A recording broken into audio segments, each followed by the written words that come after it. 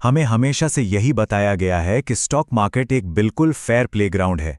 एक ऐसी जगह जहां अगर कोई सही रिसर्च करे, कड़ी मेहनत करे तो वो पक्का पैसा बना सकता है। सच कहूं तो ये एक बहुत ही खूबसूरत इल्यूजन है। एक ऐसा इल्यूजन जिसे बड़ी ही बारीकी से बुना गया है, क्योंकि सच्चाई सच्चाई इससे बहुत अलग और डार्क है। इस इल्यूजन के पीछे ना एक अदृश्य दुनिया काम करती है, जहां आम इन्वेस्टर्स को लगता है कि वे एक गेम खेल रहे हैं, जबकि असल में वो गेम उनके ही खिलाफ खेला जा रहा होता है। आज के इस गहरे विश्लेषण में हम उस सिस्टम के पर्दे के पीछे झांकेंगे और देखेंगे कि कैसे मार्केट को असल में चलाया जाता है। तो अब यहाँ सबसे बड़ा और थोड़ा खौफनाक सवाल ये खड़ा होता है कि मार्केट को असल में कंट्रोल कौन करता है। जरा सोचिए, जब भी किसी ट्रेड में स्टॉप लॉस हिट होता है और ठीक उसके बाद प्राइस वापस ऊपर चला जाता है, तो क्या ये सिर्फ एक इत्तेफाक है? क्या ये सिर्फ किस्मत है, या फिर कोई छिपा हुआ बहुत बड़ा हाथ है जो जानबूझकर इन मार्केट्स को अपने इशारों पर नचा रहा है?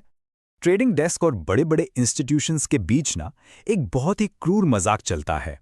वो कहते हैं, retail is always early to the party and late to the exit. यानी रिटेल हमेशा पार्टी में जल्दी आती है और एग्जिट के वक्त लेट। और पता है, ये सिर्फ एक मजाक नहीं है, ये एक बहुत ही कड़वी चुभने वाली सच्चाई है। इस लाइन का सीधा सा मतलब ये है कि बड़े इंस्टीट्यूशंस आम रिटेल क्राउड को सिर्फ और सिर्फ अपनी एग्जिट लिक्विडिटी के रूप में देखते हैं। मतलब जब उन्हें अपने करोड़ों के मुनाफे बुक करने होते हैं और मार्केट से बाहर निकलना होता है, तो उन्हें अपने शेयर्स खरीदने के लिए एक नासमझ भीड़ चाहिए होती है, और वो भीड़ आम इन्वेस्टर्स होते हैं। Chapter 1, the beginners trap. एक आम मिडिल क्लास इन्वेस्टर को इस मार्केट के जाल में कैसे फंसाया जाता है। ये कहानी किसी ट्रू क्राइम डॉक्यूमेंट्री से कम नहीं है। ये एक ऐसा साइकोलॉजिकल ट्रैप है जो हर नई जनरेशन के साथ बिल्कुल वैसे ही रिपीट होता है। इस पूरे ट्रैप के 5 बहुत ही अहम स्टेजेस हैं। शुरुआत होती है शुरुआती जीत से। एक नए ट्रेडर को किसी रैंडम टिप से या बस एक लकी बुल रन से प्रॉफिट हो जाता है। दिमाग में डोपामाइन का जबरदस्त हिट मिलता है, और यहीं से शुरू होता है दूसरा स्टेज, बड़ा रिस्क या size up. Trader over confident हो जाता है, लीवरेज इस्तेमाल करने लगता है। फिर आता है तीसरा स्टेज, भीड़ वाला ट्रेड, जहां सोशल मीडिया पर बैठा हर इंसान बिल्कुल वही स्टॉक खरीद रहा होता है। सब खुश होते हैं, लेकिन फिर मार्केट पलटता है। चौथा स्टेज है भारी नुकसान या ड्रॉडाउन, जहां इन्वेस्टर सिर्फ एक झूठी उम्मीद में बैठा रहता है कि प्राइस वापस ऊपर आएगा। और आखिर में कैपिचुलेशन यानी हार मान लेना, जहां पैनिक में आकर सब कुछ सबसे कम दाम पर बेच दिया जाता है। Game over. फिनेंस की इस डार्क दुनिया में एक बात हमेशा याद रखनी चाहिए। सबसे महंगी चीज क्या है पता है? एक अंदाजे या गेस के आधार पर किया गया एक अच्छा ट्रेड। जी हां, जब एक नए ट्रेडर को यह लगने लगता है ना कि उसकी एक लकी जीत उसकी अपनी ट्रेडिंग स्किल का नतीजा है, तो यह भ्रम उसके पूरे कैपिटल को खत्म करने की शुरुआत होता है। एक बुल मार्केट में हुई आसान कमाई अक्सर लोगों को इस साइकोलॉजिकल डेंजर से पूरी तरह अंधा कर देती है। चैप्टर 2, स्मार्ट मनी वर्सेस डम मनी। रिचर्ड वाइकॉफ जैसे लेजेंड्स ने ना मार्केट के इस छुपे हुए विलन को एक नाम दिया था, द कंपोजिट मैन।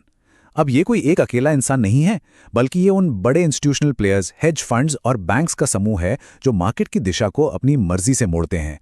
इन्हीं ताकतों को हम स्मार्ट मनी कहते हैं।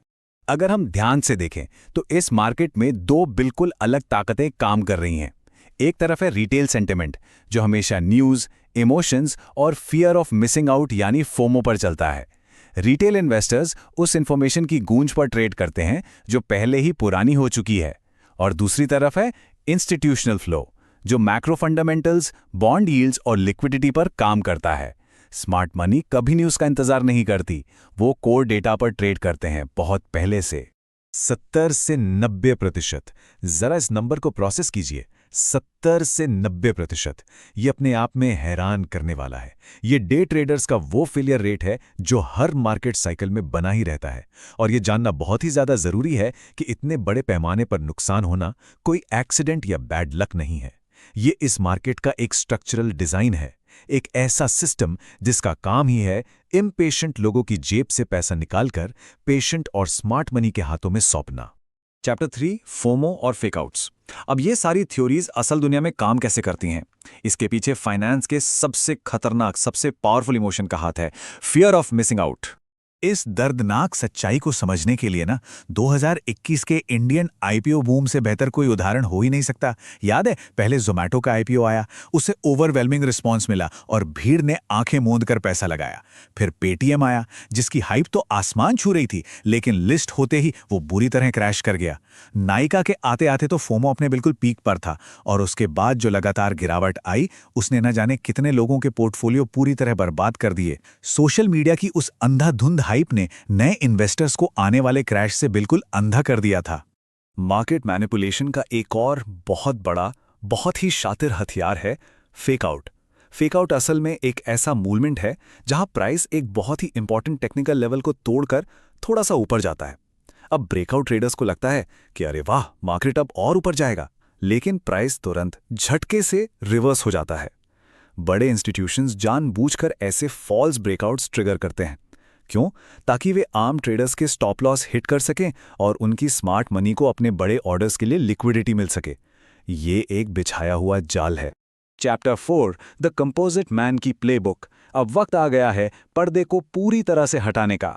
अब हम मार्केट के उन एडवांस्ड मैकेनिज्म्स को देखेंगे जिनका इस्तेमाल वो टॉप 1% लोग करते हैं। वाइक ऑफ एक्यूमुलेशन का ये मॉडल ना बिल्कुल एक क्राइम सीन के ब्लूप्रिंट की तरह है।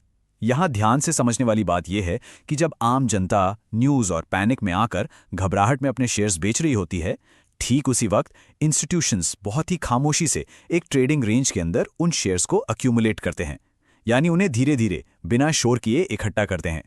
असल में उन्हें रिटेल का वो पैनिक चाहिए ही होता है ताकि वे मार्केट का प्राइस बढ़ाए बिना अपने बड़े बड़े ऑर्डर्स फिल कर सकें। बेरिश इंस्टीट्यूशनल ऑर्डर फ्लो बहुत ही ज़्यादा कैलकुलेटेड होता है। चार्ट्स पर छुपे हुए इन बेरिश ऑर्डर ब्लॉक्स को समझना बहुत ज़रूरी है। स्मार्ट मनी कभी भी हवा में ट्रेड नहीं करती। वे स्पेसिफिकली उन लेवल्स को टारगेट करते हैं जहां रिटेल लिक्विडिटी पूल्स मौजूद होते हैं।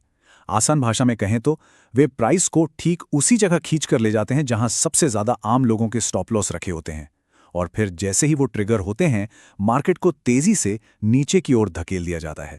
और ठीक इसी वजह से ये मार्केट का सबसे बड़ा वार्निंग साइन बन जाता है, सेंटिमेंट डाइवर्जेंस। ये वो समय है जब रिटेल क्राउड ये सोचकर हर एक डिप पर बाइंग कर रही होती है कि मार्केट रिकवर करेगा, और ठीक उसी समय स्मार्ट मनी बहुत ही हैवी शॉर्ट पोजीशंस बना रही होती है।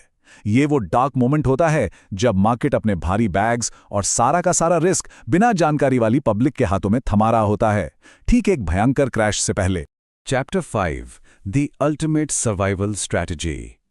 अब अगर मार्केट सच में एक चक्रव्यूह है तो उससे बचने की कुछ इंस्टीट्यूशनल शील्ड्स भी तो होंगी ना?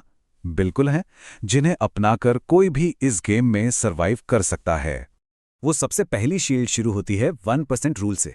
रूल बड़ा सिंपल है, किसी भी एक ट्रेड में अपने टोटल कैपिटल का 1% से ज्यादा रिस्क कभी नहीं लेना चाहिए। और ध्यान रहे, ये कोई राय या सजेशन नहीं है, ये एक एब्सोल्यूट मैथमेटिकल फाउंडेशन है। इस नियम के बिना चाहे आपके पास दुनिया की कोई भी बेस्ट स्ट्रैटेजी क्यों ना हो, इस मार्केट में सर्वाइव करना मैथमेटिकली नामुमकिन है।